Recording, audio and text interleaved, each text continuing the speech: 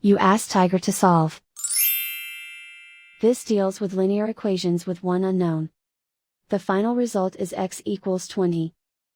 Let's solve it step by step. Swap sides. Group all constants on the right side of the equation. Add 2 to both sides. Simplify the arithmetic.